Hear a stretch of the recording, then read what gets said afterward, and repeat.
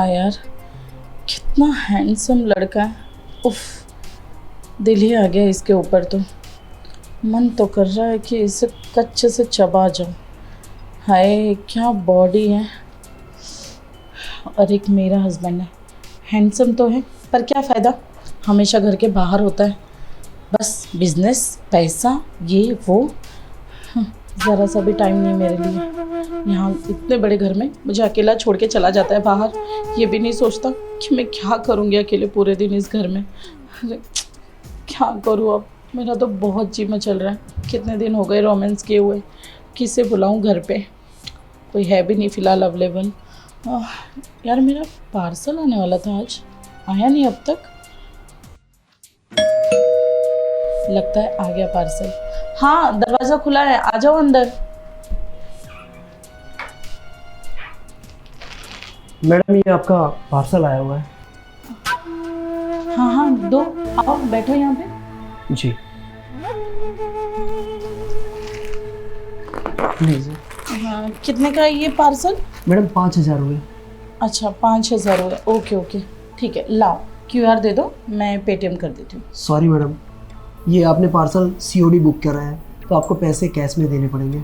अरे वो तो जल्दबाजी में कर दिया होगा COD, वो तो बिग डील यार। लाओ ना, UPI कर दे रही हूँ मैं। सॉरी मैडम, हमारी कंपनी का रूल है, अगर आपने COD करवाया है तो आपको कैश ही देना पड़ेगा। अरे यार कैश होता तो मैं इतनी झिकझिक कर रही होती क्या। अच्छा एक काम करते हैं, तुम अपना पर्सनल अकाउंट दे दो, मैं उसमें पेमेंट कर देती हूँ, फिर तुम देख लेना अपनी कंपनी के साथ। नहीं नहीं मैम, हमारी कंपनी का रूल्स ऐसा नहीं है, कोई भी किसी को पर्सनल अकाउंट पे नहीं पेमेंट दे सकता, आपको पेमेंट कैश ही देना पड़ेगा। अरे यार मेरे पास तो अभी इतना कैश है नहीं, और मैं किसी से मांग भी नहीं सकती उधार। और क्या मैडम, इतना बड़ा घर है, हाँ इतनी अमीर लग रही हो आप, और आपके पास 5,000 रुपये नहीं है। हेलो, 5,000 रुपये की बात करते हो? 5 करोड़ की मालकिन हूँ मैं, समझे तुम।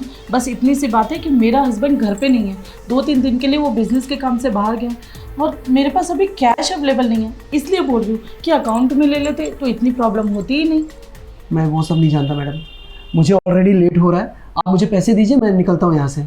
हाँ हाँ ठीक है, चले जाना, इतनी भी क्या जल्दी हो रही है तुम्हें। वैसे भी बाहर कितनी धूप है, ये 2-4 कुरियर दे दोगे तो कितना कमा लोगे इससे? मैडम जो भी कमाता हूँ ना उसी में खुश हूँ, और हाँ हम गरीबों के नसीब में यही है, तो मेरा जो काम है मैं वो कर रहा हूँ, आप मुझे पैसे दीजिए, मैं जाऊँ मुझे। अरे बस इतनी सी बात है, बस 5,000 रुपये के लिए इतनी प्रॉब्लम हो रही है। अगर 5,000 के बदले तुम्हें महीना 50,000 की जॉब मिल जाए तो क्या उसे करना पसंद करोगे तुम? 50,000? वैसे काम क्या है मैम? देखो सीधी सिंपल बात है, घुमा फिरा के बात तो मैं करूँगी नहीं। अब 5,000 रुपये के बदले अगर मैं तुमसे कहूँ कि तुम मुझे खुश कर दो, बस थोड़े दिन की बात है, तो क्या तुम कर लोगे? क्यों नहीं कर लूँगा मैडम, आप इतना बड़ा अमाउंट बता रही हैं, 5,000 के बदले 50,000 मिल रहा है, अरे तो क्यों नहीं कर लूँगा। लेकिन वैसे काम क्या है? काम बस यही है कि तुम्हें मुझे खुश करना है। अब मेरा पति घर पे नहीं होता तो मुझे बहुत कमी सी महसूस होती है। बस एक बॉयफ्रेंड की तरह तुम मुझे प्यार दोगे तो उसमें तुम्हारा भी फ़ायदा है और मेरा भी। सोच लो, बैंक पूरा खुला बैठा है लूटने के लिए। अरे मैडम आप इतना ऑफर दे रही है ना, तो बैंक क्या सारी तिजोरियां ही लूट लूँगा, आप टेंशन मत लीजिए। बस आपने जो प्रॉमिस किया है ना उसको ध्यान में रखना, बाकी आप मुझ पे छोड़ दो। अरे मैं पागल हो गया कि कोई इतना बड़ा अमाउंट दे रहा है और इसको ना बोलूं। अरे आती हुई लक्ष्मी को कोई ना नहीं बोलता मैं। और वैसे भी मेरी भी एक ख्वाहिश थी कि मेरा भी चक्कर कहीं चलता, मैं भी किसी को सेटिस्फाइड करता। क्या है, मुझे भी बहुत दिन से कुछ मिला नहीं है, तो अगर आप मुझे ऑफर दे रहे हैं तो मैं ये कैसे ठुकरा सकता हूँ। ये भी सही है, तुम्हारा भी काम बन जाएगा और मेरी अधूरी प्यास भी मिटती रहेगी। बस अब तुम्हारी परफॉर्मेंस अच्छी हो जाए तो। चिंता मत करिए, परफॉर्मेंस में तो कोई कमी नहीं है, आंखें बंद कर लीजिएगा और अपने आप को भूल जाइएगा। हाँ रही बात आपके पैसे की, तो मैं कहीं से मैनेज कर लूँगा कैश में, आप मुझे अकाउंट में ट्रांसफ़र कर लेना। ठीक है आप चलो। हाँ बिल्कुल। मैं क्या है ना, इतने बड़े हॉल में ना अच्छा नहीं लग रहा। कमरे में चलते ना, शायद कोई आ गया और देख लिया तो मेरी जॉब खतरे में आ जाएगी ना। अरे तुम कितने डरपोक हो। ठीक है चलो, वैसे भी बेड पे ही चलते हैं, मज़ा तो बेड पे ही आएगा। ये है ना बात। चल।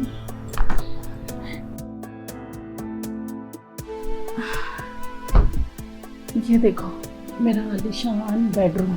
अरे आओ ना, तुम्हें तो मैंने जगह दी ही नहीं।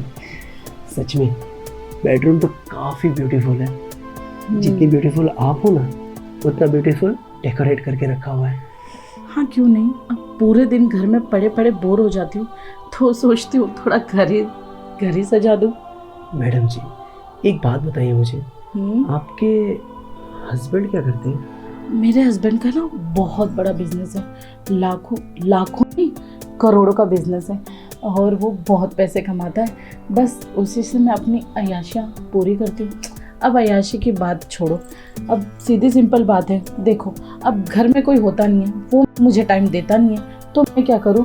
अब मेरी भी तो बॉडी की नीड है ना, मैं कब तक खुद के साथ अकेली खेलती रहूँगी? इसलिए बस तुम जैसे लोगों को बुलाती रहती हूँ और अपनी ख्वाहिशें मिटाती रहती हूँ। लेकिन मैडम जी, अगर आपके हस्बैंड को पता चल गया तो क्या होगा? तब तो आपके सारे मौज शौक तो सब बंद हो जाएंगे ना। बेवकूफ़ी है तुम्हारी, वो इतना जल रहा है ना, मुझ पर इतना भरोसा करता है, बस एक बार निकल जाता है ना तो निकल ही जाता है, फिर उसके आने का कोई टाइम नहीं होता। इसलिए बस मैं 2-3 दिन जब भी फुर्सत मिलता है तो बुला लेती हूँ किसी न किसी को, और इसमें तुम्हारा भी तो फ़ायदा है ना। अरे हाँ हाँ, मेरा तो बहुत बड़ा फ़ायदा है। देखना मैडम जी, आज के परफॉर्मेंस के बाद ना फिर आप मुझे ही बुलाएंगे।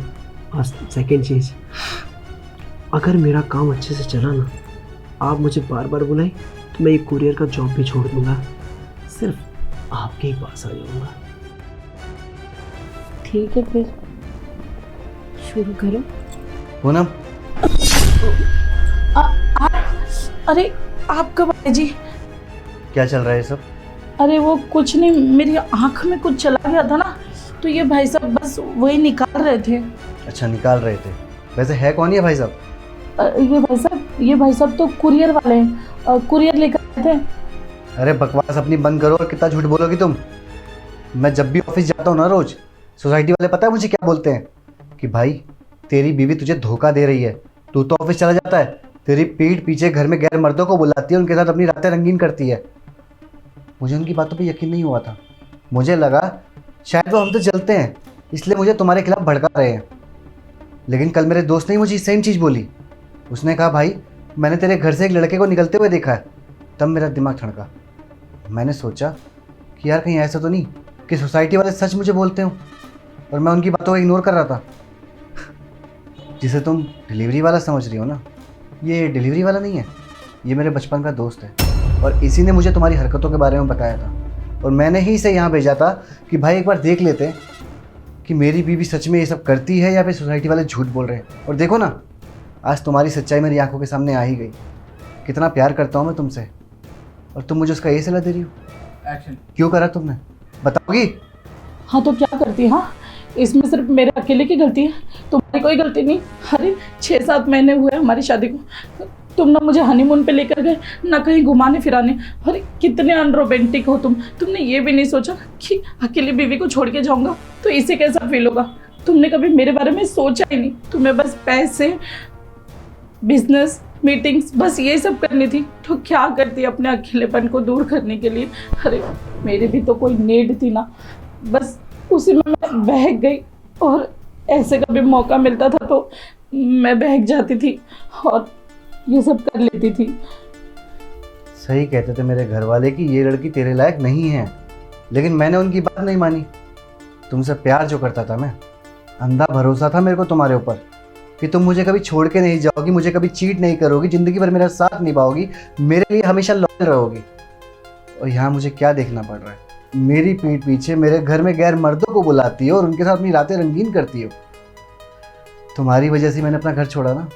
क्या कहती थी तुम कि मुझे उस घर में घुटन होती है, मैं नहीं रह सकती, नहीं निभा सकती उन लोगों के साथ, मुझे अपना खुद का अलग घर चाहिए। लेके दिया ना, करा ना मैंने तुम्हारे लिए, लेकिन तुम इन सब चीज़ों के लायक हो ही नहीं। अरे गलती कर दी मैंने जो तुम जैसी औरत से मैंने शादी कर ली, पूरी ज़िंदगी बर्बाद करके रख दी है तुमने।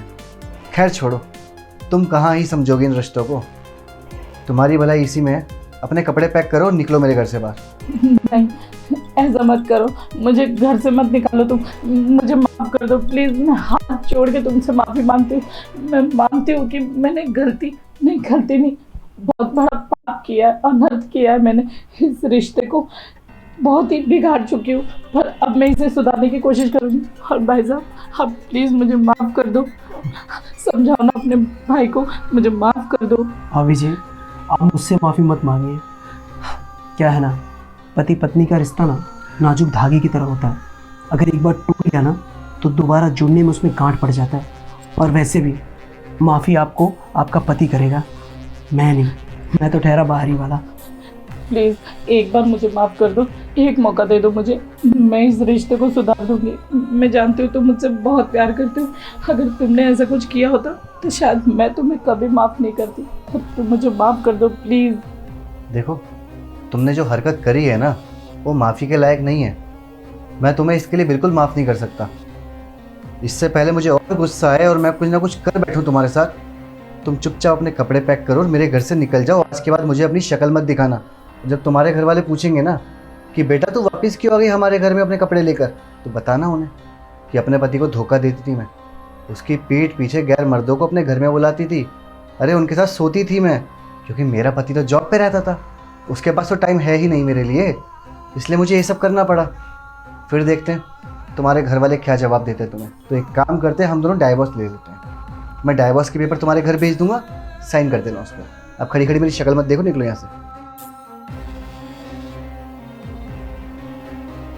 अरे जाओ ना। तो भाई तेरा बहुत बहुत शुक्रिया यार। अगर तू मुझे मेरी बीवी की हरकतों के बारे में नहीं बताता तो मुझे कभी कुछ पता ही नहीं चलता। अरे अंधा प्यार करने लगा था मैं इससे। वो तो अच्छा हुआ कि आज तूने मेरी बीवी की सच्चाई मेरी आंखों के सामने ले आया। बहुत बहुत शुक्रिया भाई तेरा। कैसी बातें कर रहा है? हाँ, मैं तेरा दोस्त हूँ। अरे इनफैक्ट तू मेरा छोटा भाई है। टेंशन न ले।